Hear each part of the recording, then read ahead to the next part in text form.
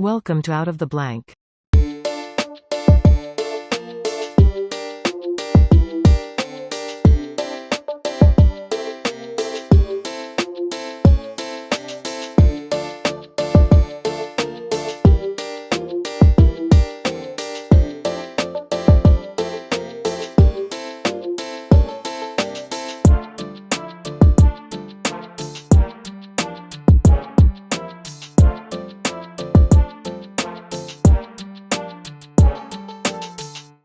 Welcome to another episode of Out of the Blank podcast. I'm here with Russell.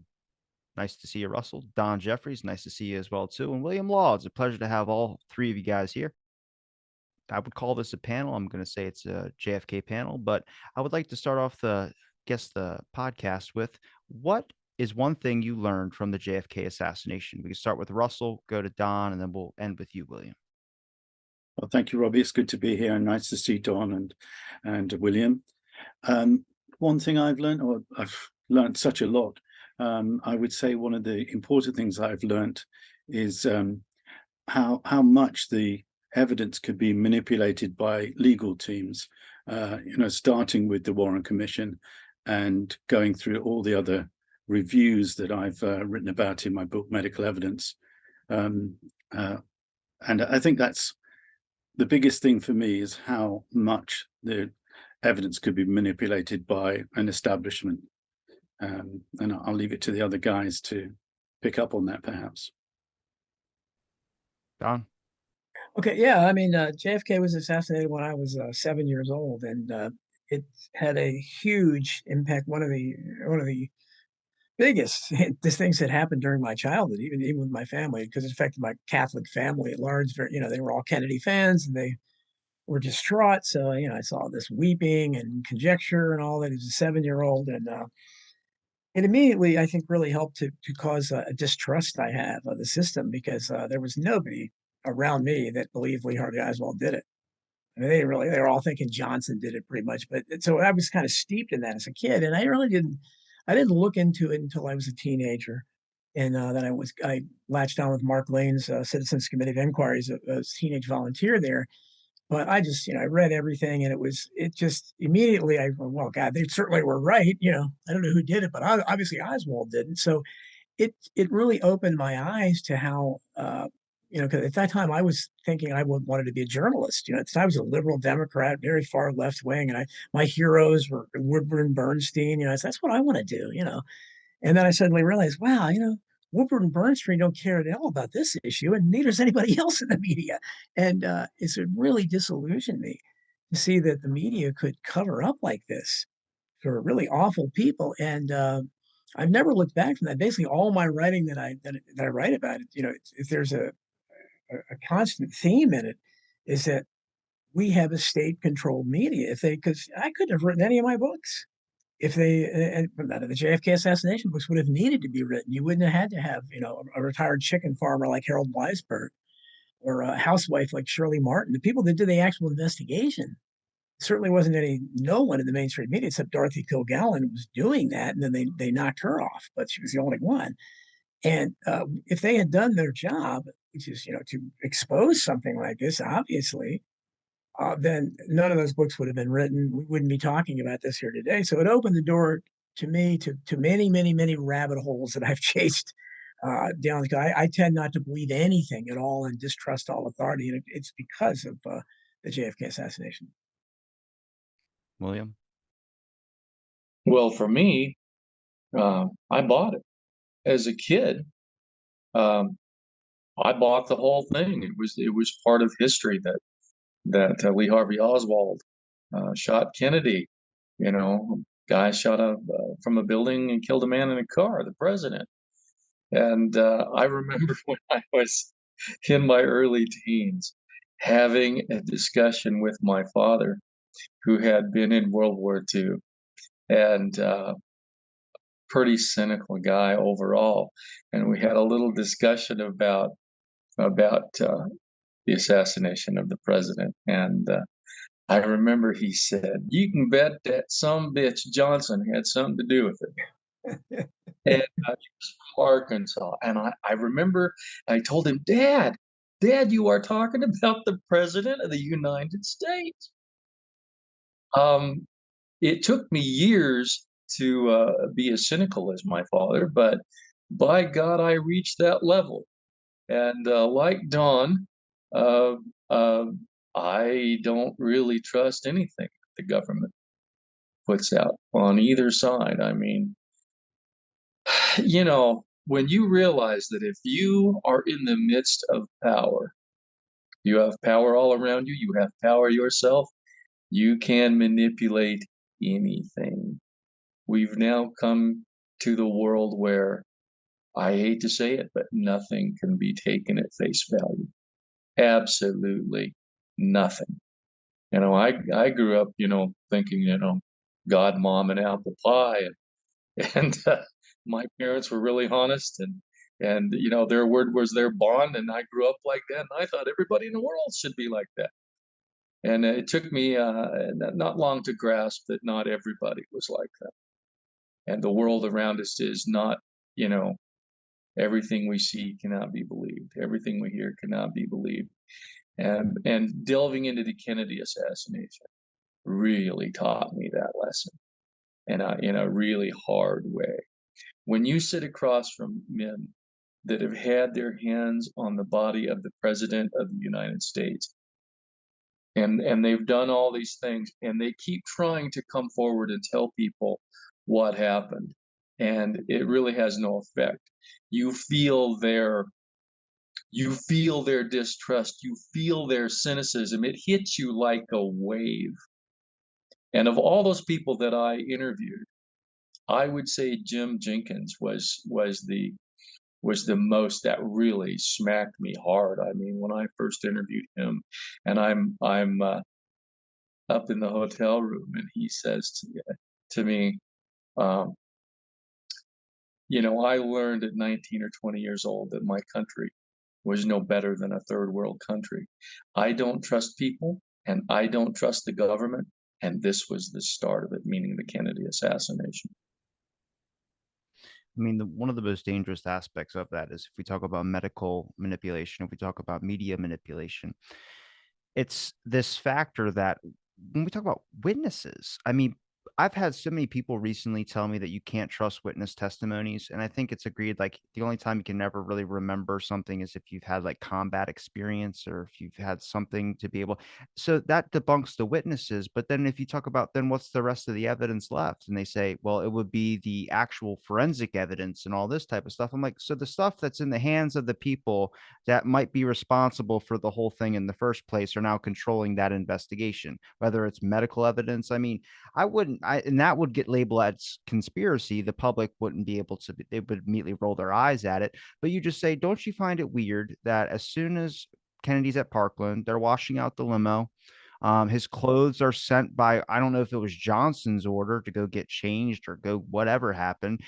It's a crime scene. There's just certain things in an investigation that you start doing. And then I feel like this is how you start getting the public in on the discussion. The issue that I guess we're kind of with the research and everything is that everyone has spent so much time researching it. So they're already at like Vincent Salandria level, like they're already well involved.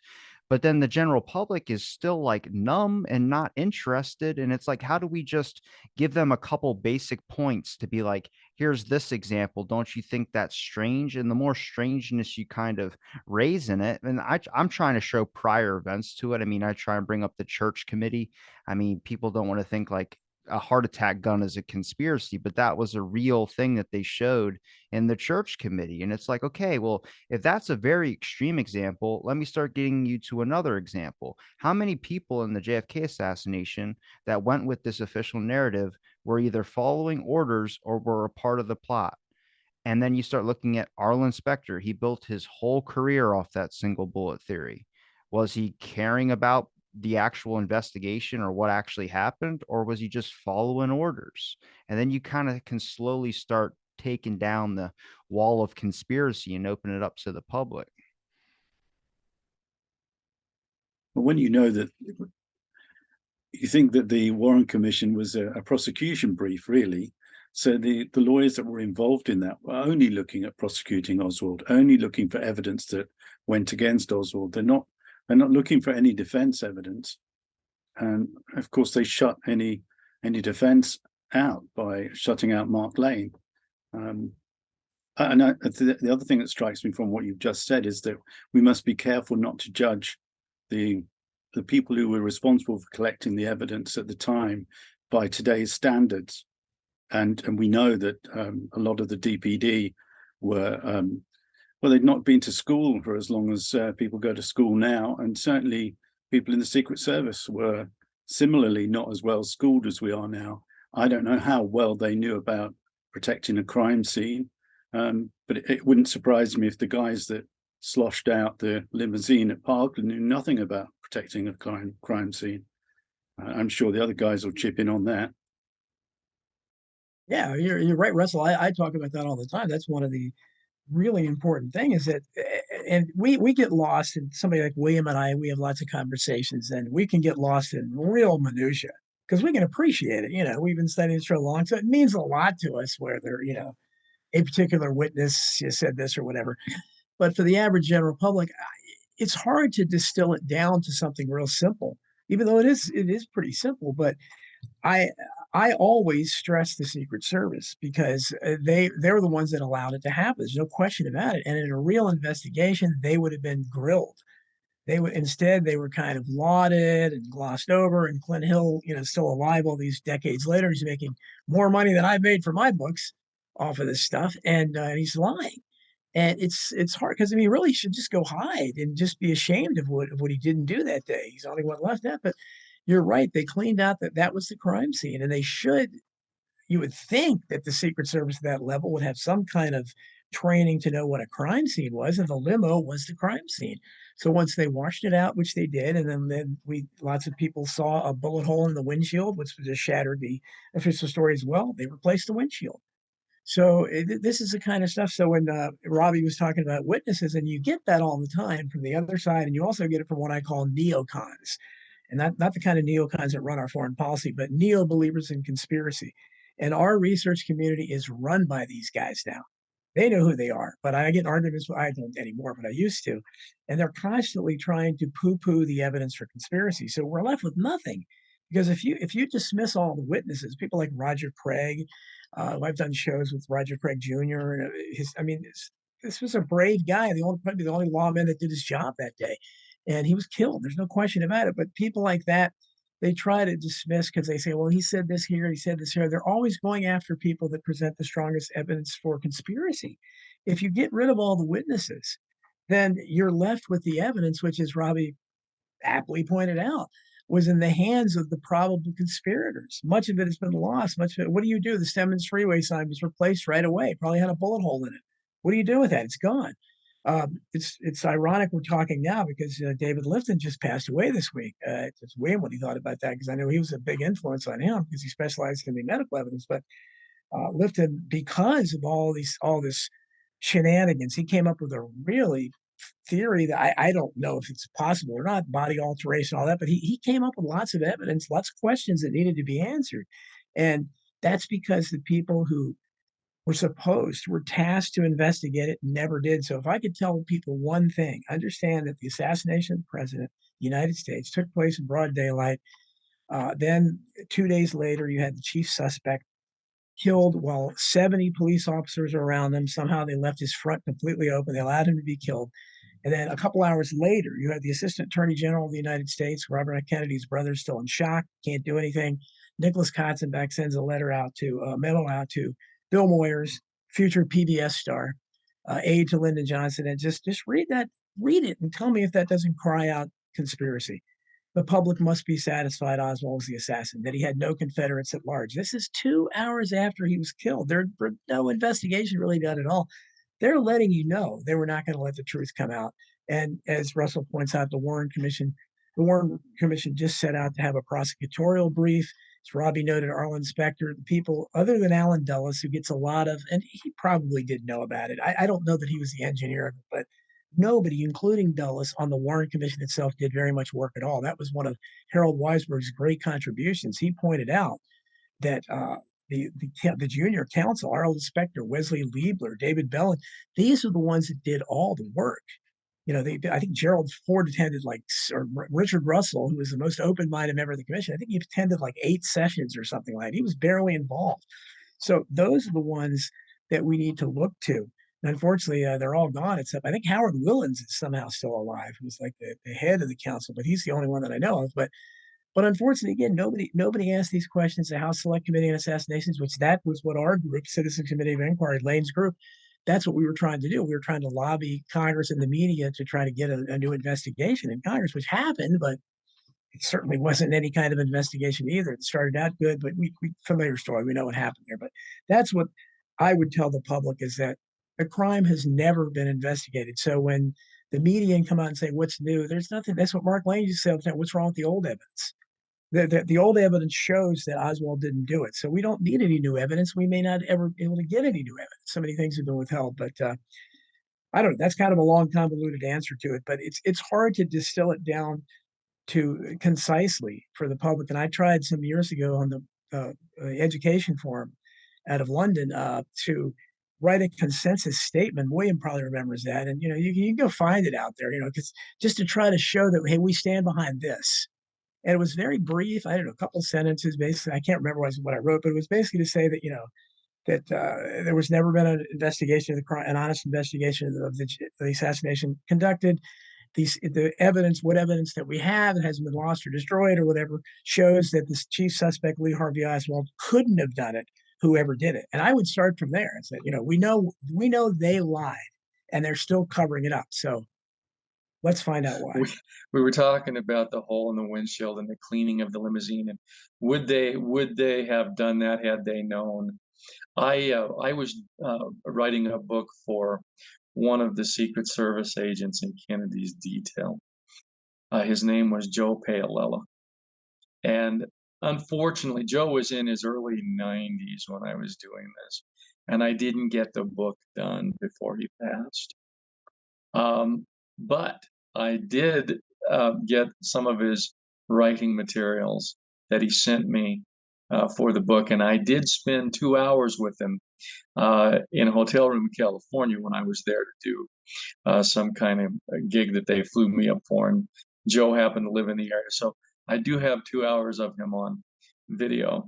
And he was the guy that was put in charge of guarding the limousine after they brought it back to the garage.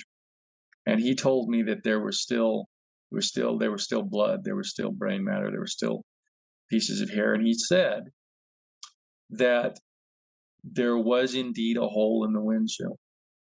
He said, I can't remember whether the glass was on the inside or on the outside, but he said, I do know that there was a hole in the windshield. We had this 2-hour conversation. And he wasn't overly happy with Clint Hill and Jerrol Blaine, who he felt had said some things in I think it was the detail that he took issue with.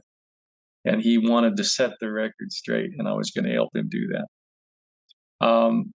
One thing he told me, I pushed him toward the end of the 2 hours, and I said, because he said, we all loved Kennedy. Kennedy was terrific. And I said, well, okay, you've told me that you love Kennedy. But I said, at the end of the day, Joe, you guys didn't do your job. He got killed. And he said, well, let me put it in a football terminology, William. You practice and you practice and you practice for the big day of the game. And every practice goes terrific. Everything is great. He says, day of the big game, not so good.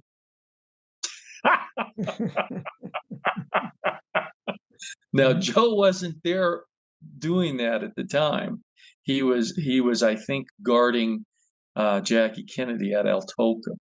But he told me a lot of stuff that the Secret Service agents did, and maybe we don't want to hear that, but how they practiced, the schooling they got, that sort of thing.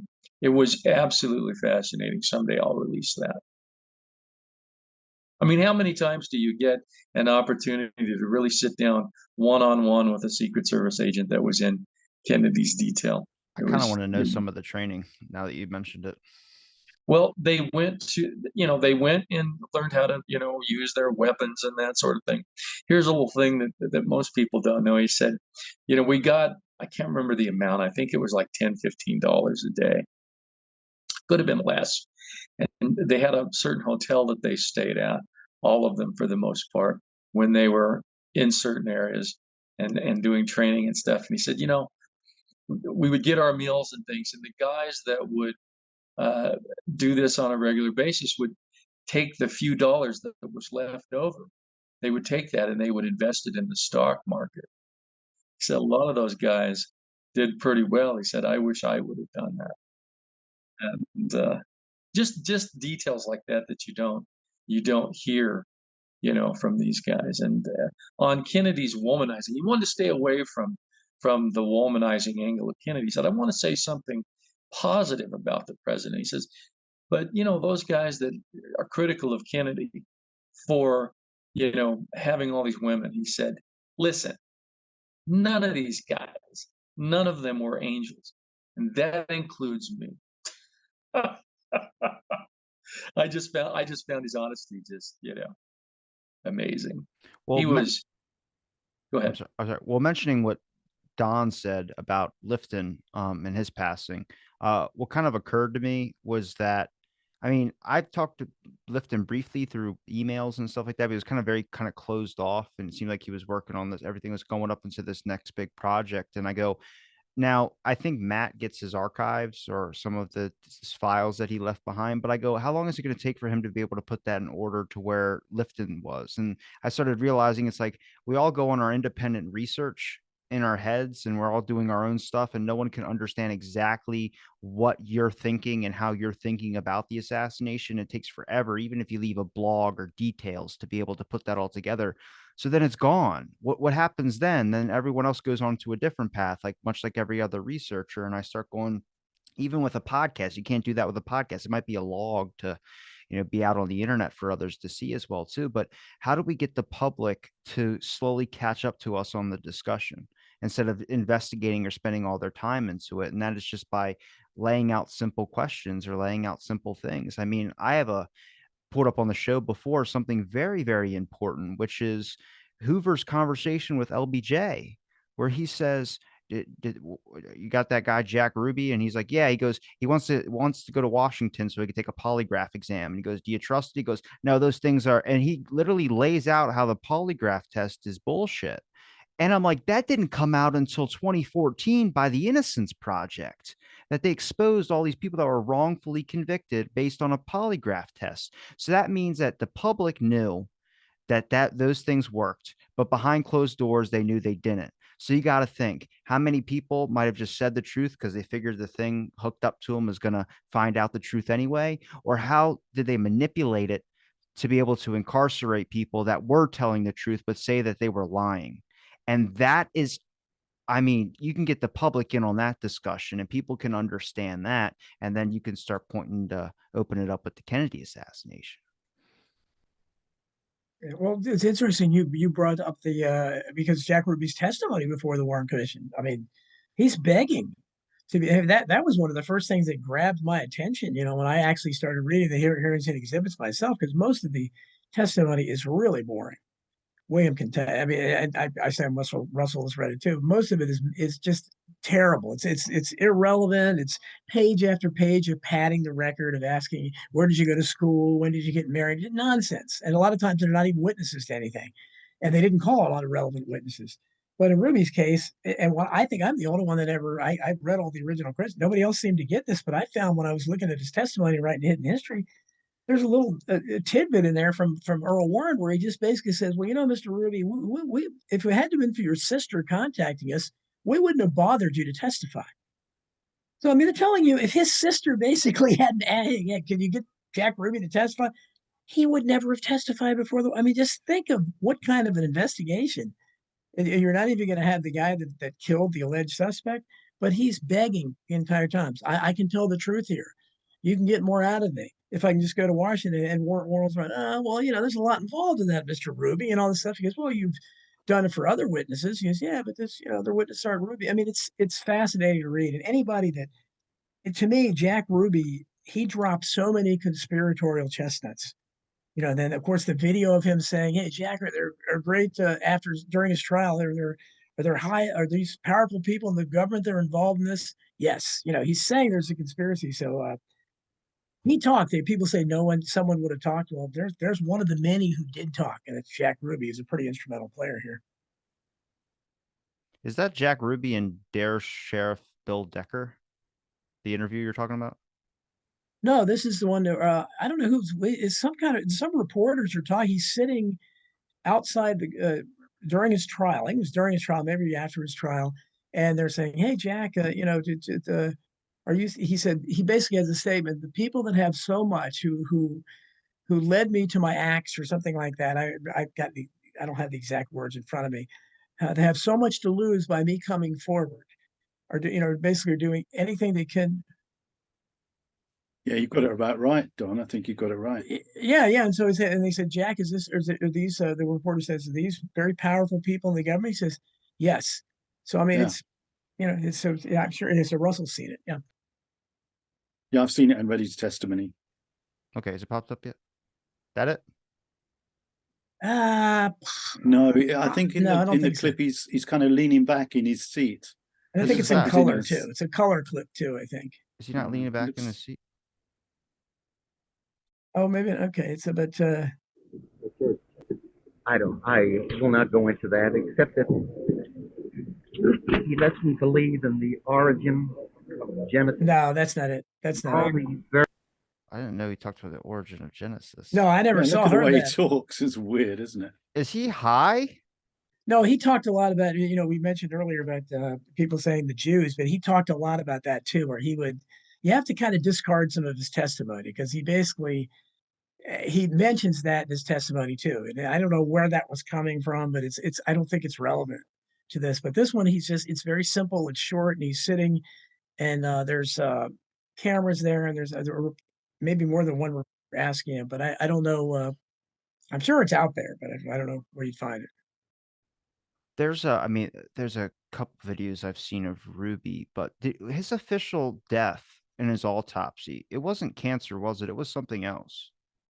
No, he said it was cancer, and that's another thing. Is that Ruby? And William knows about this. There was a letter smuggled out of prison. Now, Penn Jones said that. So was it written by Ruby? I don't know. Some people say yes, some people no. But he goes into and he talks in great depth about Johnson and the others conspiring to kill Kennedy.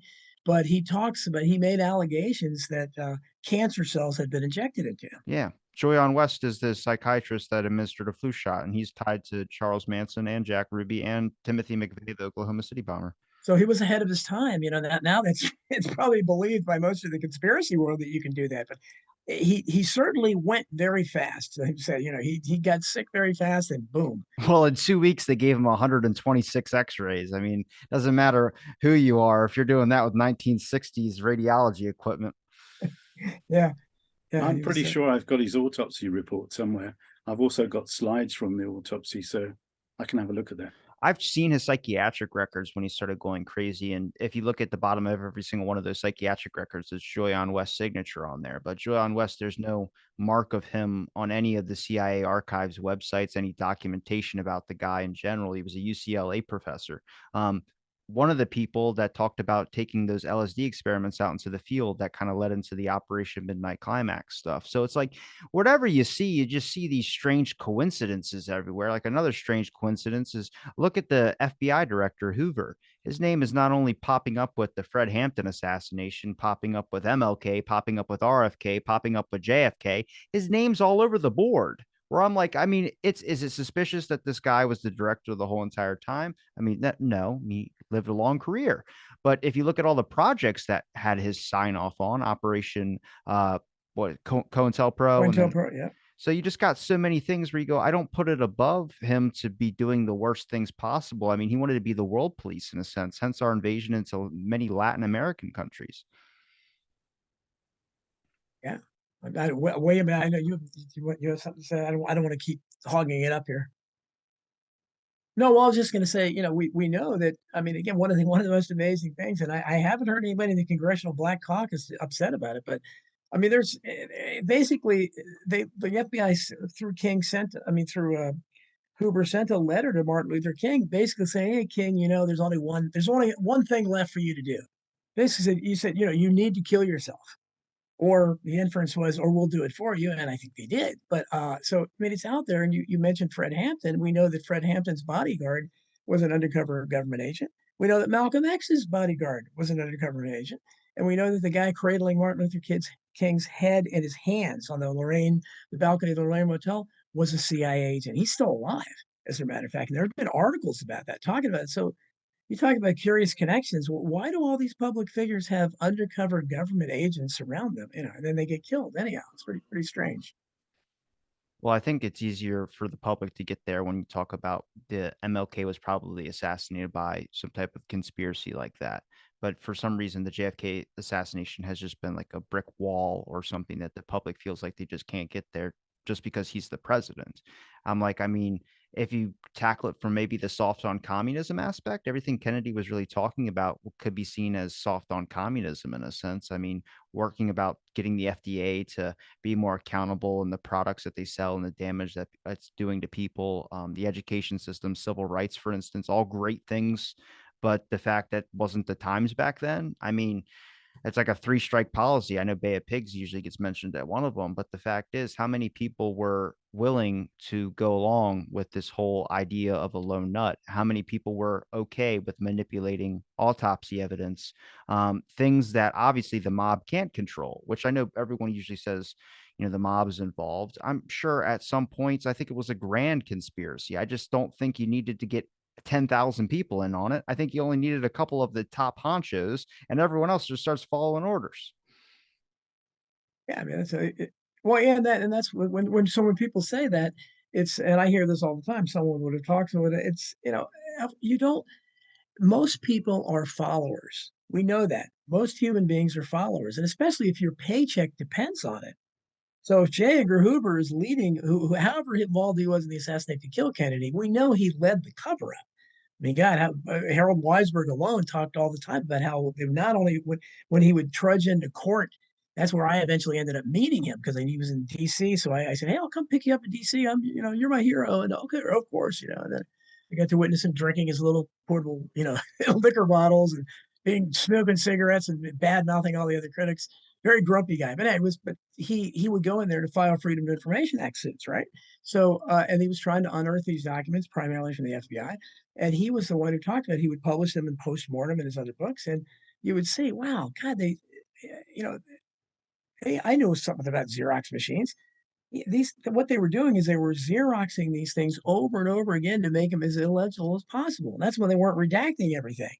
So they were acting like they were covering something up, even if they weren't. But he was the obvious architect of that. So, whether he was involved, I don't know, probably. But he's like Johnson, both of them. I mean, Hoover would have rejoiced. Hoover hated the Kennedys, so it's not like he would have objected to it on moral grounds. No, you can't do that. So, anyway, I would call him the architect of the cover-up. When you mentioned why can't we get through on the JFK assassination, to most people today, JFK is a movie. It's especially to younger people. That And the hurts older hearing that. That hurts hearing that. Well, I'm not one to shy away from the truth. And that's the truth. I think especially with young people, JFK is a movie and it's fun to play with. Even people that are into this and go to the conferences and things, it's become sort of a game. It's like, forget JFK as a person, a living, breathing human being that was taken from his wife and his children and his family, his relatives. It's kind of a nice little game that which shot, where did the headshot come from and who did what and what was this person doing on that day. It's really kind of gone to that level. Now, I took it serious from the beginning and I still do. And there's a lot of us that do. But within the community, I think it's more or less devolved into this, thing that is more a game and more fun to guess at what happened than it would be to dig up the real truth. People get scared when you start saying, well, the government was behind this and this. People don't want to think about that. They don't want to think about that maybe the government isn't what we grew up thinking it was. That there is a dark underbelly to America. It scares a lot of people. And I think that's why, psychologically, they just don't want to deal with it. I mean, if you hear that Kennedy's autopsy wasn't right, something was going on, maybe they did something to the body, you recoil from it. I know I did when I first heard that theory. But then when I started delving into it and actually talking to the people that were involved, you can't come to any other conclusion. I mean, not if you've got your eyes open, not if you're looking for the truth, so to speak. It's pretty scary to think that, as cynical as my old man was, and as cynical as I am, he was more right in his thinking than I had been, even as a young guy. So, and I'm still battling that. I mean, I'm working on a book right now that I'm about to finish up, where I've spent off and on 17 years delving into Robert Kennedy's assassination. And we got the same kind of thing going on. Delving into all that stuff can be pretty scary, but when you talk to the witnesses, when you actually sit face to face with them, you can't come to any other conclusion that we weren't told the truth in either one of those cases. Russell, do you have any moments when you were making your book about medical evidence? Did you have any moments where you recoiled back, like something that just seemed like it was like I don't know, you couldn't get there, or it was just something that was very, very, I mean, medical evidence in general, any manipulation is kind of messed up. Do you know, I probably had lots of those moments. Just to, while we were talking, I remembered one was when I found out, and I'm sure this is not, I'm not the only person who knows this, but to find out that the team who looked at the forensic pathology in the for the HSCA, the forensic pathology panel, they spent very little time looking at the evidence, days, not weeks, days, and 3 of them found the time to look at the MLK evidence as well, and on that they only spent a few days. I think it was 5 days. So to find that, suddenly they had stuff that's taken a lifetime for some people to understand, and certainly William would have spent years on it. I know I've spent years on it, and they wrapped it up for both the cases in a few days. That was kind of surprising. Was there a time crunch on a lot of these investigations? I feel like if you're doing the investigation into a president, which the Warren Commission was supposed to be, you wouldn't want it to be out as quickly as possible. But instead, they went pretty fast through it, even though they added a lot of fluff to it, like Jack Ruby's mother's dental records. And yeah, sure, there was a time pressure on both the investigations, but that, the forensic pathology panel for the HSCA probably had a year until their final report came out, and yet they didn't spend anything like that. And it became clear to me why they didn't. It's because they weren't funded.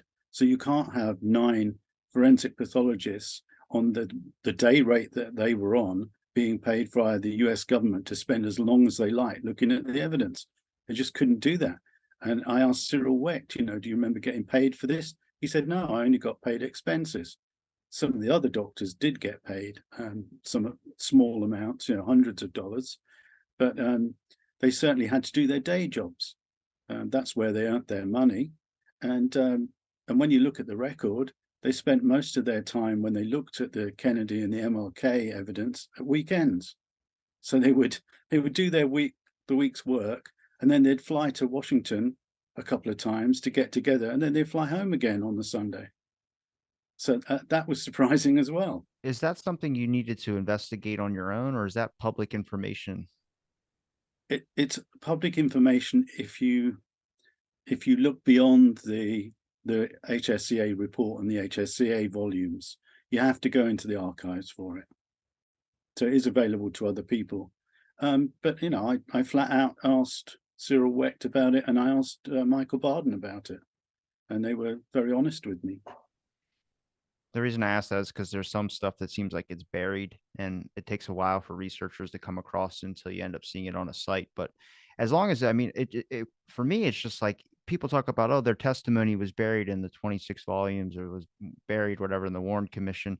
And I'm just like, why did they even include it in there? You can take an interview and then just toss it out and just be like, I got their interview, and then just not include it in the final volumes. But they just buried it in there, which makes it even weirder. It's like you had all the power in the world to destroy, manipulate. I mean, look at the bottom of 1035 960, the Warren Commission countering the critics of it. It says destroy when no longer needed right at the bottom of it. It's like you could have easily just not put it in there or chose not to talk to witnesses, which they did. I think there's who's the lady at the book depository building that talked about giving change to Oswald for a Coke, and as she was doing that, shots rang out. Carolyn Arnold, Carolyn Walter. What are those two? I think was one of the Carolyn Arnold. Yeah. But Robbie, you point about the right, and I've made this point many times that they were trying to pad the record.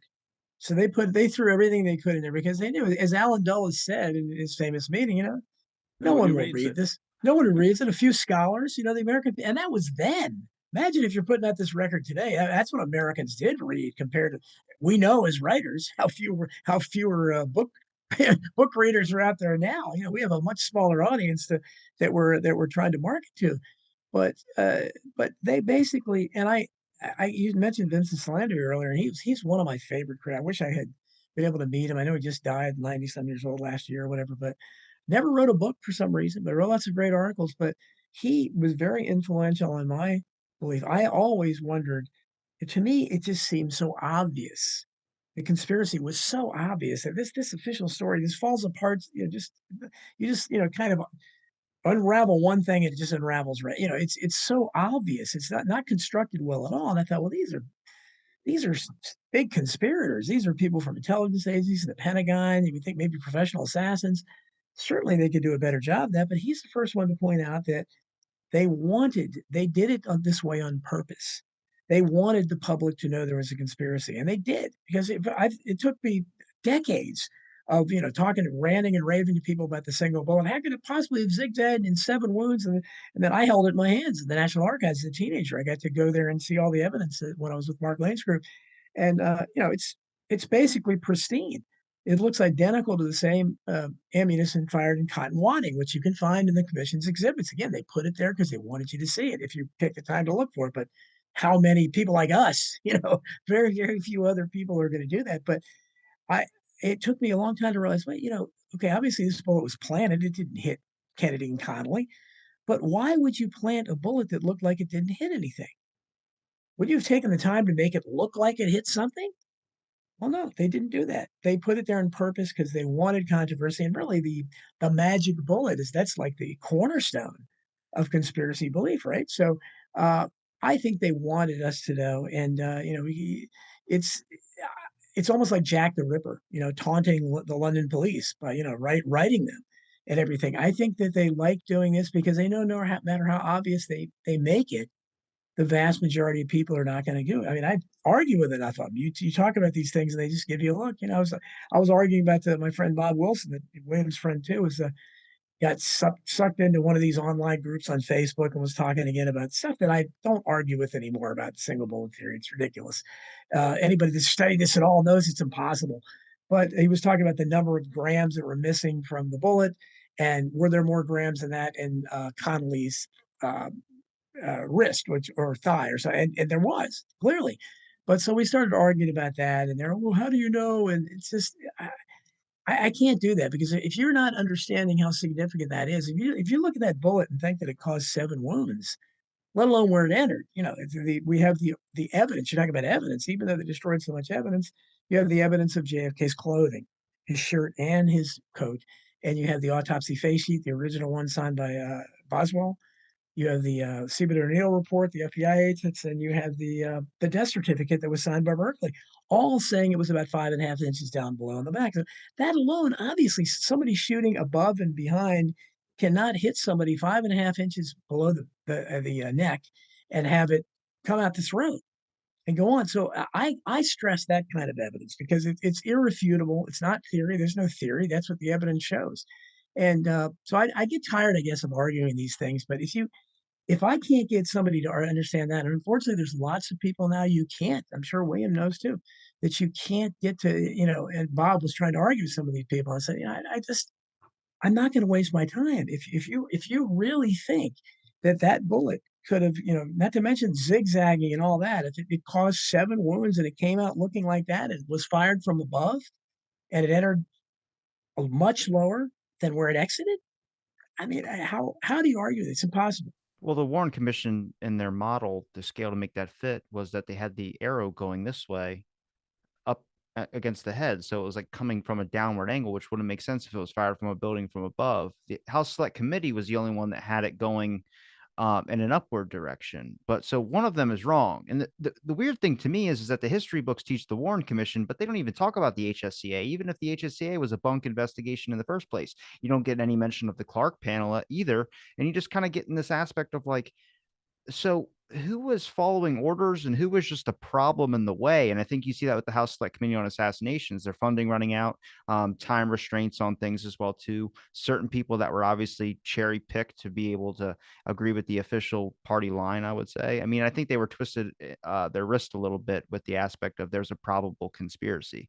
I think that was like the last ditch effort type situation. But I saw Blakey request for documents and I talked to him about it when I had him on the show. They weren't giving him everything. And I think now he realizes that, but also the same thing Stokes told him before he went into his investigation: maintain the reputation of these people as if they were alive, which is like Kennedy, all this stuff, which I'm like, nobody talks about any of the crazy stuff, the scandals, any of that type of stuff, because it's like keeping this reputation in there. And he brought up a really good point about RFK, the whole family, the JFK family, the dirt. It's like 2 people holding guns at each other's head. If you say this, why were they silent for so long? And it was like, Robbie, and I've written a lot about this. One thing I agree with Jim DiEugene on, I was doing it before him, but he wrote the posthumous assassination of John F. Kennedy, and there has been really anti-Kennedy rhetoric everywhere. There's a lot of hatred for the Kennedy family. For instance, RFK, it still gets out there, and I don't know if Blakey was alluding to that or not. There are still people out there that say RFK limited what could be done at the autopsy because they didn't want his, Addison's disease exposed, or I don't know what. Maybe they could tell how much sex he'd been having with Marilyn Monroe. I don't know what the reason would have been, but that's out there. And in reality, Weisberg published the consent form, and it says right on there that the autopsy consent form Robert F. Kennedy signed for it and said no limitations. So there were no limitations. What happens is the Kennedy family is blamed for a lot of this. That they're blamed for the missing brain. I don't think that's fair either, although it is weird, I admit. But it's very convenient to do that. And again, that plays into the Kennedy hatred out there. And I've wrote a lot about this in history, how the same press that refused to talk to any of us, any of these young teenagers that were trying to talk about the single bullet theory and the umbrella man, the bush lady, and all this stuff the unnatural deaths of witnesses, they thought we were crazy. But Judith Campbell Exeter comes out of the woodwork in her giant oversized sunglasses and calls a press conference. The original press conference, by the way, she never mentioned the mafia one time, which became the cornerstone of her theory. You talk about Judith Barry Baker. It's got nothing on Judith Campbell Exeter. She said nothing about it, and she just started talking about how the Kennedys run with the mob, Giancana and Roselli, who of course both would be knocked off before they could testify for the HSCA. But the same press accepted that critically. They never questioned her critically. They accepted everything she said, and now the same so-called liberal media that poo-poos any assassination conspiracies, they accept everything. All that stuff came, much as like so much of the anti-Oswald stuff came from Ruth Paine. So much of the anti-Kennedy stuff came from Judith Campbell Exeter and mafia-type CIA sources. Oh, the old man, Joe was a bootlegger. Bobby Kennedy Jr. does a great job of destroying that in his book, Family Values, which is a wonderful book. People should read. He goes into a lot of these mythical things. Did you know, for instance, old Joe Kennedy, who they hate so much, he was part of the first commission to look into the CIA during the 1950s. I learned about that from RFK Jr., and he was the first person to recommend. He was warned. This is the dad.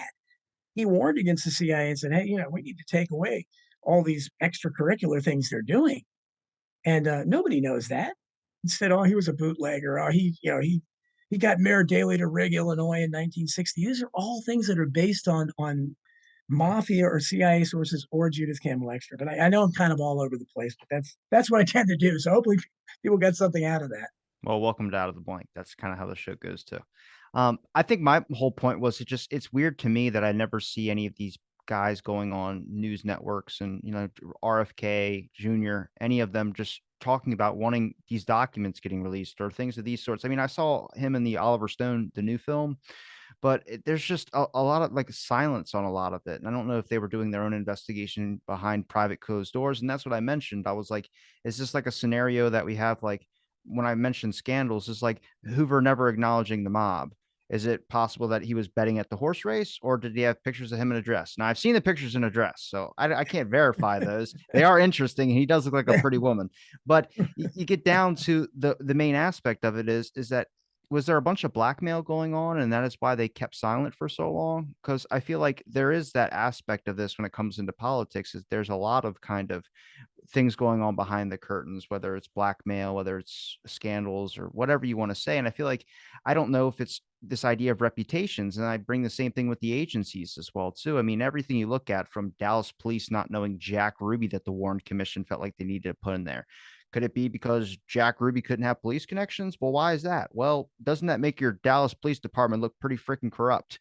So I just think there's these really kind of easier roads to take when it comes to, protecting the agency's value of whatever the hell that means. But it all kind of got whitewashed, or not whitewashed, it got washed away when Watergate happened. And we all started seeing the horrible things that these agencies were doing. A lot of this stuff comes because there are a lot of people out there that had something to do with this that could have come forward with what they knew. Take Sibert and O'Neill, the FBI agents. And when I interviewed them, we were talking about the single bullet theory. I had both of them tell me in separate interviews, same words: the single bullet theory did not happen. Sibert said, I stood 2 feet from that back wound. He said that back wound was too low in the back to come up and go out his throat. And if you've destroyed the single bullet theory, if it didn't happen, you've got more than one shooter. Did they ever come forward? Did they ever? No. The only reason, this is the joy for me of going out and getting firsthand information from a person that's still with us, because I managed over a long period of time to get the information I needed, but I had to really go out and bust it to get it. And these guys were never going to come forward on their own and say, no, the single bullet theory didn't happen. You know why they weren't going to do that? Because it comes back to money. It comes back to their families. It comes back to reputation. Number one, they don't want to get in trouble. They don't want to lose their pension. They don't want to have it interfere with their lives. They don't want their families messed with. That's why some of these people don't come forward. It's a CYA operation. When it comes down to that, they got to cover their asses.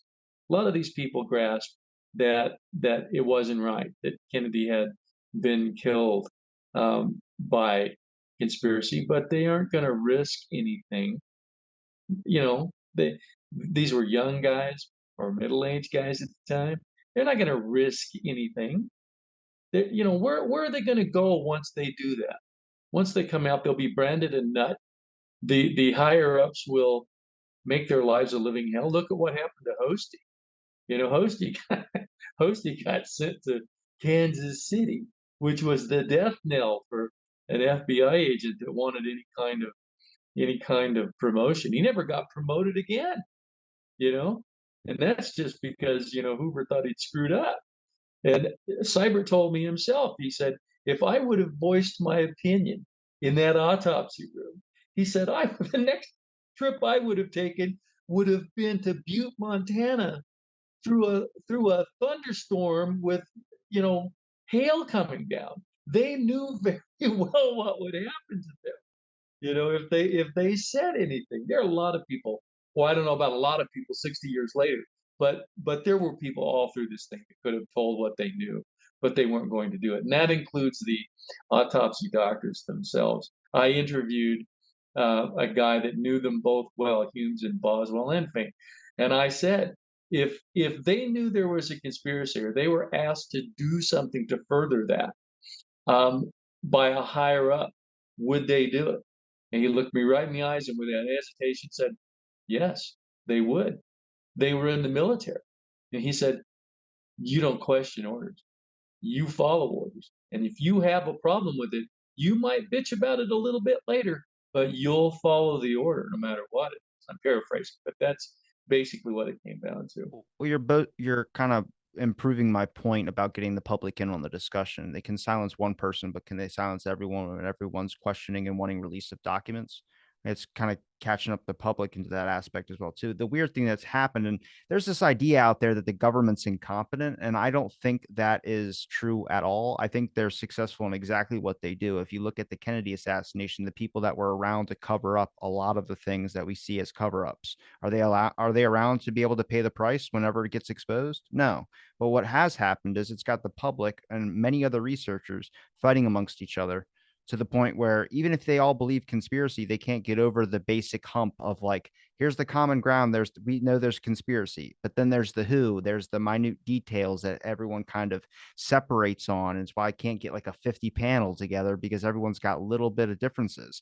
That's successful in my mind. I mean, you're distorting the public's, I guess, perception of the whole case in general to the point where now the general public won't even have a discussion about it without rolling out their eyes. And you can look at their failures. I think there's plenty of failures that you could point at the Bay of Pigs, but who took the rap for the Bay of Pigs? JFK did. Did the agency, did Eisenhower, did whoever instructed the plot in the first place take the damage for that? No. So that's the thing, is like this idea of incompetence. And then the people that do speak out, the people that want to tell the truth, what do they get labeled as? Nut jobs, or, oh, that's just one wacko because the official story is a certain way. And, you know, you've interviewed these people, William, you know what they've said. You've talked to them. You've seen their empathy in their eyes. You've been able to, you know, see if they're telling the truth or not. And you can see that obviously when you mentioned to me on your episode, when you're watching at the conference and JFK pops up on the screen in front of everybody, and people start crying, and you realize how it hurts these people that they have to kind of relive this thing over and over and over again. And it's like, what do you do when you disable their credibility, which everyone's out there who believes the official story likes to do? I mean, it doesn't make sense. It's like a two-way street. You know, if you have a group of people saying one thing, they'll silence one person that's saying maybe something that might be the opposite, but might have some weight to it. Robbie, I'd like to build on something that William said before we go any further about Jim Humes. I think he was definitely ordered to do the autopsy, and he had to do it because he had to protect his position and his pension and his reputation. And if you look at all the other people that were involved in the autopsy, they just passed it down to their inferiors, if you like. So if you look at Ebersol, who was in charge of the x-rays, he didn't do the x-rays, did he, William? Who did the x-rays? It was Custer. It was Custer. Yeah. So he ordered other people to do it, and that is exactly what Humes would have done. He wouldn't have taken on the job. He would have ordered his best person to do it, or the next person down the line. He was ordered to do it because they knew that he would protect his pension and his seniority and his position.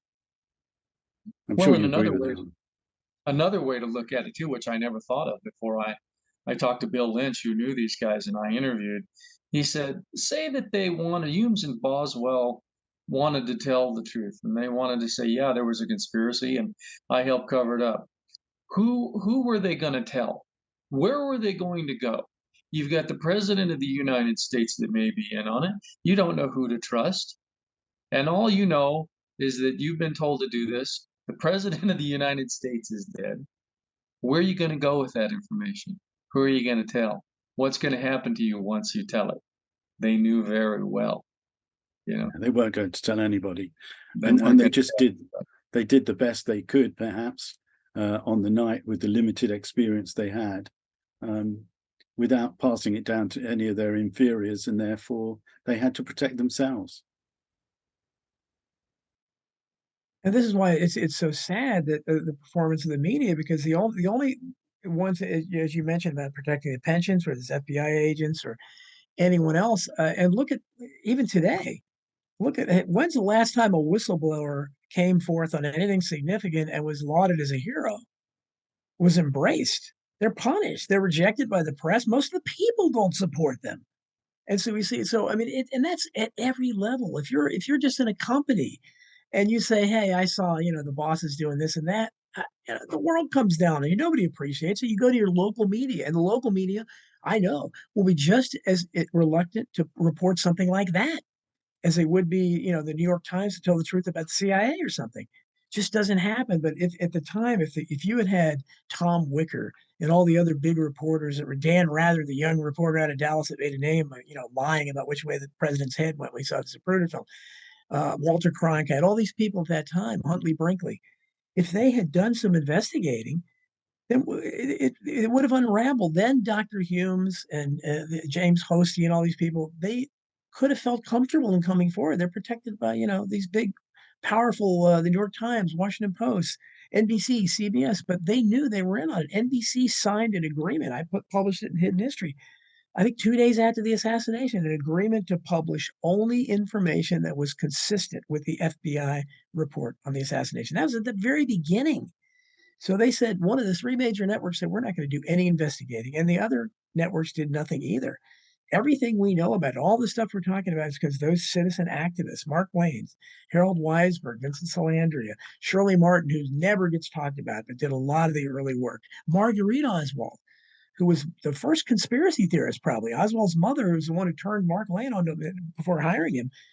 These were the people that did all the work the press did. And if they had just jumped on it, talk about the story of the century, they didn't, then maybe those people would feel comfortable. Even today, when I wrote Hidden History, we're talking about 50 years after the event, when I finally tracked down one of I think the most interesting people involved in the assassination was Seymour Weitzman, who was one of the two officers who found the weapon on the 6th floor, and of course signed the sworn affidavit that it was a German Mauser, just like Eugene Boone did. So legally speaking, there's no chain of possession for the Mannlicher Carcano. They traced Oswald. So in a real courtroom, that would have been thrown out. You couldn't introduce it because there's no record for it. There's no chain of possession for it at all.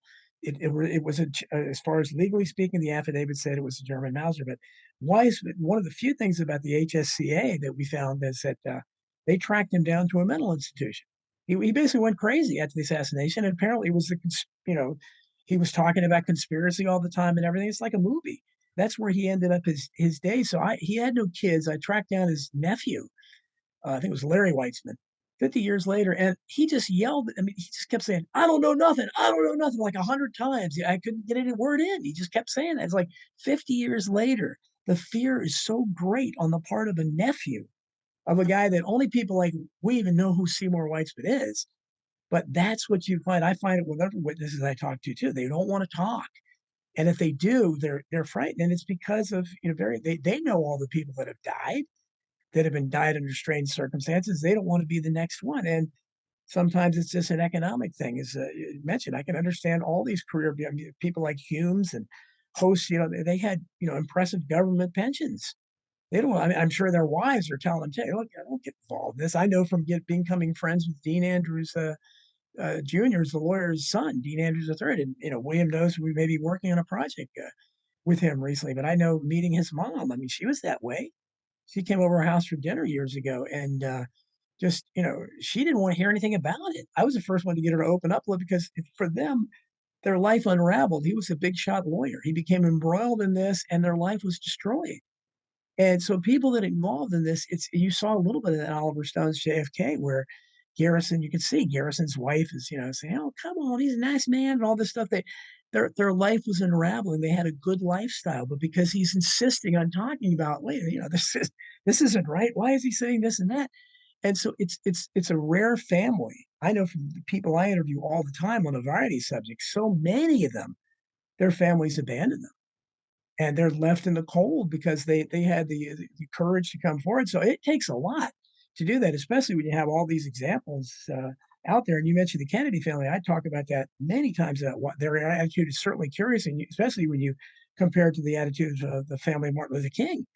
where his, Coretta Scott King at an advanced age traveled across state lines to testify for James Earl Ray to get a new trial. That's a profile in courage. Dexter King, Martin Luther King's heard, they were very, Dexter King met with him earlier, way before Robert F. Kennedy Jr. met with Sirhan Sirhan. Now, RFK Jr. has come late to the plate, but he's stepping it up big time now. It's good to see. But as I mentioned before the show, I was the first one to conduct an investigation into the death of JFK Jr. It was an assassination. No, he's not still alive, but it was an assassination. They lied to you. And there's no question, behind the scenes, I found that he was obsessed with his father's assassination, and he was about to enter politics. He was going to hire someone to write about the JFK assassination for George magazine. So he wasn't going to be quiet anymore. And I know it was causing consternation between him and his sister Caroline and other people in the family, because they wanted to keep this crazy quiet thing, which it still ended up a bunch of them dying. But so there were people that tried to come forward. Some of them were killed, like JFK Jr., and others are exiled. We see it around the world today. Assange and Snowden and Manning. I mean, this is what happens to people. So I don't blame people too much for not coming forward, because I don't know if I would. I don't know if I'd have that courage. And don't you think the money thing is also part of the reason the media don't go after it? Because it doesn't sell newspapers and magazines and television programs. God knows, books don't make much money, do they? So, I don't know that they make much money on a magazine. And we've got a war in Europe, the Ukraine. It very rarely makes the front covers of our press.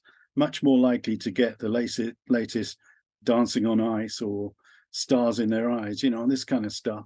Well, a lot of that media manipulation, especially when it comes to modern today stuff, and even back then, I think that a lot of that is because, do you get anything from it? You get star witnesses. You get to see with the Warren Commission, the witnesses that the media got to talk to, exclusives and things of that sort, first reactions of key players that were obviously involved, or interviews with Alan Dulles or whoever. But even with the news today, how many times can the government just look into your phone, look into any of your other stuff, be able to pull out any little bit of dirt on you as a reporter or whoever wants to blow the story on it as well, too? There's not a lot of people out there speaking besides independent sources. And even then, it's like they're not safe either, but they just stopped caring. Yeah, they don't care. And it doesn't sell product.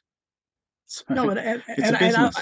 I would say that I think it would sell but the problem is you have to have someone who makes a decision. And I understand the reporters who don't look into these things, because again, they're making good money, most of them. Certainly the national reporters are making really good money. So I can understand. I don't want to give up maybe a 7-figure salary. It's a really cushy job. I'm a celebrity. People know me. Maybe I get to meet movie stars. I can understand. Do I want to do that, or do I want to be ostracized? If you decide, look what happened to Oliver Stone. Oliver Stone was one in a million that had the guts to do what he did, because the world. You read JFK, the book of the film. It shows what happened to everybody in the media. Dan Rather editorialized on the nightly news, editorialized 3 different times against Oliver Stone's film before it was even made. And you saw what happened when a script was leaked to the Washington Post, by a Mockingbird media asset, Operation Mockingbird, George Larder Jr. So I can understand why, and it's amazing that he's kept this up. That he's, in fact, if anything, he's going more and more radical. But there's not many people out there like that. And it's, as I said, most people are followers. So if you're not going to you'd have to get somebody at the top of the network to decide. Like, if Ted Turner was a bit of a wild card, he never was anything like that. But it would have to be somebody with a really eccentric personality, like Elon Musk, or somebody that would buy a network and would decide, okay, I'm going to give a green light on this stuff. And then the people below them, if they know their big boss is doing it, then they may be eager to do it. But they're not going to do it when they know what the attitude of the people. They're just going to get fired, or they get so. Yeah, I understand it, but it's still troubling that we still hear them talk about a free press, because they're definitely not. We don't have a free press. Well, I think it's important, because if you look at the number of researchers or just the number of people out there, there's whistleblowers all the time. I just don't think they get a platform to be able to do the things that they need to be able to accomplish. This idea that, you're going to be a journalist, and journalists trying to get the truth out there, but what's the truth? If the truth is going to get you fired, it's going to lose everything that you own.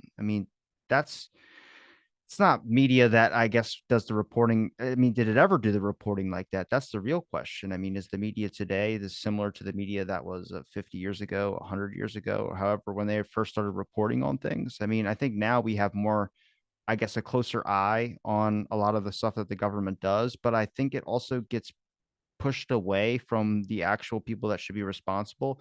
I'm not saying deep state. I'm just saying when you hear everything get reported about a scandal now, it immediately goes to right wing or left wing. And that's the only way that they can get to talk about it. I think that's important. At least they're kind of talking about it, but it doesn't go into like, okay, but what's the overall issue there? You know what I mean? Like if you look at the whole government structure as a whole. Well, Robbie, and that's you've got a great point because the one probably the biggest thing Trump left our society was this fake news thing.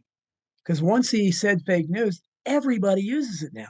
So the problem is, how do you even get a story out there now? Because it's also partisan. I don't think there's a single source in this country that everybody would believe. Everybody would say, okay, that's to one side or the other, it's going to be fake news. Oh, that's fake news.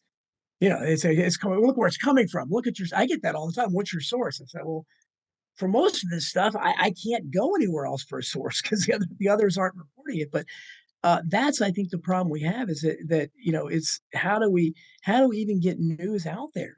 Because if we did the JFK assassination, that's a little more nuanced because it's not really right or left. But if it came at, let's say, I don't know, let's say Tucker Carlson decided to start reporting about that. Then the people that hate Tucker Carlson for other things would just immediately they'd say I don't want it from him.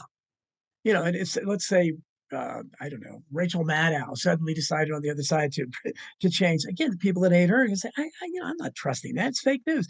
So that's the problem we have. We don't have a single source. I mean, I don't know who it would be. Who would you trust? There's no source anywhere. And I don't know. Whoever It's a uses the problem. word fake news is a hypocrite because the most of the time people say like fake news on that, but then they go to Yes, something like, yes, and yeah. people overall reject Wikipedia. I have friends that for a living edit Wikipedia as that's their job. But I recently there was some editing going on, or somebody messed with Ruth Payne's page. I think Max Good put up a post about it, changed a couple things that they said, oh well, this was speculation that was included, like it was fact. But if you look at like Lee Harvey Oswald at Wikipedia, and I did this like a couple days ago. If you go down to where it says his bomb threats that he gave, apparently he went to an FBI Dallas police headquarters and said that he was going to blow this place up because Hosty was stalking his wife or something. And then right after it says that, it says period, and then it goes to the next sentence. The next sentence goes, now there are varying accounts whether he decided he was going to blow up Dallas Police Department or he was saying he was going to report it to higher authorities. And I go, that's not varying. That is like two extremes, like really big ones. And then Hosty's the one that had the note and They destroyed it. And flushed it then down the toilet. Yeah. he said it was talking about taking it to higher authorities. So it's just like, okay, well, you can't trust anything Hosty's doing now. I don't know that I trusted Hosty, but I have to tell you, I had many conversations with him over the years. And once I got past his gruffness, I really liked him as a person. And he told me, well, he believed Oswald did it, but he said, I'm a conspiracy theorist too, you know? So he did tell me one interesting tidbit. Just he said that, and he put this in his book, that he went out, he was having a cheese sandwich, I think, because he was Catholic and it was like Meatless Friday. So he goes out and he sees the motorcade and he's looking for the president. He said, I almost missed him. And he said, he said, everybody in the motorcade was protected but Kennedy. I found that really interesting. I think Hosty, there's lots of allusions out there that he wanted to talk. I'll have a lot about that in Hidden History 3, where he had a lot more to say, and he just, again, maybe he was afraid of his pension or whatever. I don't know what, but he's a guy that was very significant, obviously, because I mean, I think William agrees with me, but my belief is that Lee Harvey Oswald was on assignment, as Jim Garrison thought, at the time of the assassination, and was told to infiltrate a plot that was going to assassinate the president. And my opinion, I go beyond Garrison. I think that Jack Ruby and David Ferry, probably Clay Shaw, some of the anti-Castro Cubans, they may have all been manipulated as well. For all we know, they were telling them all the same thing. Hey, keep an eye on this. This little group here is, going to assassinate the president. It's one way to pit them against each other, because I personally think that's the only thing that explains that. But we know that Hosty was keeping tabs on him for whatever reason. But he had to know Oswald was an FBI asset as well, and we don't know what was in that note. I personally don't think Oswald was threatening to do anything. For all we know, if there was a note, he could have, been saying something like, I suspect I may be being set up as a patsy here. I'm not sure what's going on here. Who knows? Well, he blamed the destroying of the note on Gordon Shanklin, as I recall. Yeah. That Shanklin said, "Well, there's not going to be a trial. Get it out of here. I don't ever want to see it again." But if that was the few weeks before the assassination happened, so it's like, would they have closer surveillance on him, or would he have been locked up for that type of threat? I mean, that's a bomb threat, or so it just makes me wonder. It's like certain aspects. It's kind of like if you look into like the Manson murders, like people think like, oh, Charles Manson, they were waiting for him until after he killed the Tate family or whatever you want to say.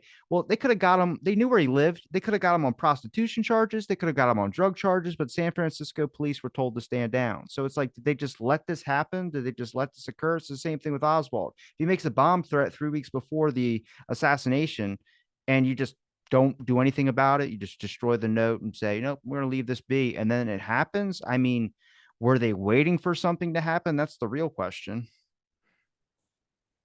Yeah. And go ahead, Reed. That's just, as Donald Rumsfeld would say, we don't know what we don't know. Do you think with Ruby though, do you think that the best part about even leaving the door open for a conspiracy is the fact that Ruby killed Oswald on television in front of everyone? Because I think at that moment every single person was like, what? The bad part about that is that the Warren Commission was able to go full scale into labeling everything on Oswald because he was dead. They didn't have to worry about lawyers. They didn't have to worry about any roadblocks in the way. They could just start pinning every single thing on him. But that Ruby aspect of a strip club owner killing Oswald and then saying it was because he was a patriot and he was doing it because his heart went out to JFK. I mean, that left the door open for us to get all this research and be able to start opening up that door even more with the idea of conspiracy and prove so much. It could have been closed shut if Oswald would have just went to jail, never said a single thing. I mean, it could have. I just think that was like a shining light in the fact that Ruby did that, because that has opened up that door for us. Well, let's talk about the guy that was in Ruby's cell, and he was watching Ruby, and he said, that after Oswald died, he said, "Well, Jack, it looks like it's the electric chair for you." And he said he had been, up to that point, he had been sweating, his heart had been beating. He said, I could see it through his T-shirt, and he said he asked me for a cigarette. And then he said, Oswald, I told him Oswald had died. He said he stopped sweating, his heartbeat slowed down, and he got all calm, and he said, I don't smoke. So his life, or his family's life, or all their lives depended on Oswald dying. And we know that Ruby was an FBI informant as well. And again, I think he was being manipulated. And then we have the Jolly on West connection. So you have kind of a bit of a Sirhan type crossover with Ruby, where we've all seen the film many times of Ruby coming through the crowd and unmolested and shooting Oswald point blank in the stomach. But right before he does, you hear the little tit-tat of the horn. The automobile blows the horn. So was that the triggering mechanism? Is that what Jolly on West, or somebody implanted there? It's a Manchurian candidate. Very, very strange, because I don't know how you could sell a guy on an idea of it. Okay, you're going to kill him and you'll be lauded as a hero. I mean, but I think something like that's the only way it would explain it, some kind of Manchurian candidate trigger. And I think that also explains Ruby had been messed with, clearly. Because if you look at all the stuff he was talking about, a new form of government's going to come over the United States, he would go back and forth. Well, it's his statements after he shot Oswald when the police were grabbing onto him. He's like, I'm Jack Ruby. What are you doing? Like, that's like he knew the Dallas police. Why are they arresting him? Or he was under some type of trance. I don't necessarily believe that part, because you don't see Joy on West until later. I just think that obviously he was told that, he was going to get maybe a pat on the wrist, but he would be out like in a day or so. Just everything for the cameras. Because that was exactly set up. I mean, no media decided that was Jack Ruby right there, even if it was hiding in the crowd. I mean, he was at a midnight press conference and he corrected somebody on the Fair Play for Cuba committee. So, I mean, they were aware then. Why? I mean, he just randomly comes out at the perfect moment and not a single person acknowledged that he was there or knew that he was there. Yeah, 70 police officers is fronts entirely. But yeah, I mean, and Ruby is probably is one of the keys to it again, and that's why I suggest anybody. I doubt anybody watching your show is on the fence about this, but if they were, just read Jack Ruby's testimony, because it's like conspiracy 101. It's very, it's very. That's why there's no accident that Oliver Stone and had Brian Doyle Murray playing him in the movie in JFK. He chose to accent some of that testimony because, again, I remember as a young kid, that as a teenager, that really grabbed my attention. Wow, Ruby's, he's begging to be taken out of Washington, and the Chief Justice won't. It's, to me, it's just, there's no explanation for it. And of course, Ruby was at Parkland as well, as Seth Cantor pointed out. That's kind of he kept popping up at all those important places that day, which is kind of strange. And it wasn't just Seth Cantor; it was Mrs. Wilma Tice as well. And I for some reason, a lot of the critics have glossed over her testimony, but she's another one of those interesting. And I quote from extensively in Hidden History, where she, if you look at, I think it was Bert Griffin. Bert Griffin's another interesting guy, because I talk a lot about. Oh God, I'm forgetting the guy's name. What's the guy's name? Dean, Patrick Dean. The way he threatened him. And Dean had to have a second. He demanded to be heard before Earl Warren, and said what happened. The guy said, I can get you some help, and you're probably going to be needing it. Because Jack Ruby did not tell you he entered through the Main Street ramp. He did not tell you that he planned this ahead of time. But Wilma Tice basically was the same kind of thing, where she described. Griffin goes, you have to read the testimony. He says it like over and over again. Saying, so, Mrs. Tice, are you sure you want to testify? You don't have to testify. No one called you. I mean, he says like 10 times, he goes, would you rather not testify? I mean, he doesn't want her to testify. You have to read this stuff to believe it. And then she talks about the threatening phone calls she's received. There's no questions that she's bringing up. He doesn't care. And of course, she describes Jack Ruby. He said, well, could it have been somebody else named Jack that looked just like Ruby? But I mean, it's so clear. He was stalking him. So the entire nonsense that he, sent out a telegram to a stripper and it was a spontaneous moment is absolute nonsense, again, because they're, Wilma Tice testified to it, and obviously we have it on film where he corrected Henry Wade when he said the wrong name. He wanted to know. It's a Fair Play for Cuba committee. Henry, how did Jack Ruby know that? I thought he didn't know Oswald. How do you know so much about him? Who got hit in the face with a gun at Parkland? Did anybody? Yeah, it was an FBI man who was coming in. Herschel Jacks, I think. That's right. Yeah, and the Secret Service agent hit him with a gun, I believe. That's when they were stealing the body, I guess. Or no, we're getting ready to steal the body. They just weren't letting anybody in. Yeah.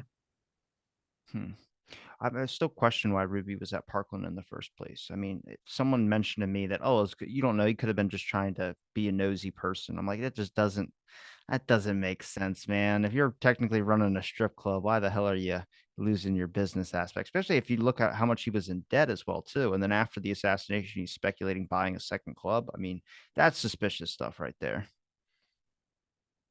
Well, I appreciate the time you guys gave me to talk on my show. I know we kind of went all over the board here, but I appreciate it. I like hearing, it's like when I talked to Blakey in the beginning, he told me where he was when Kennedy was assassinated, then shaking Robert Kennedy's hand. When I hear William Law talk about his experiences interviewing people, I like that background stuff. Like I liked how the day went, kind of whole deal. And then Don Jeffries, I always respect your knowledge on the assassination as well too. And Russell, I appreciate you giving me the time, man. I know you've written extensively on the medical evidence as well. I know we didn't really talk about the Clark panel, but is there a place where people can find your guys' works? William Law, if you want to start, Don, you can go second, and Russell will end with you. I'm out there. You can look me up on the internet. There's lots of podcasts out there, including yours. You can go to Trine Day or any bookstore for my books. That's about it. Nothing special. My website is donaldjeffries.media.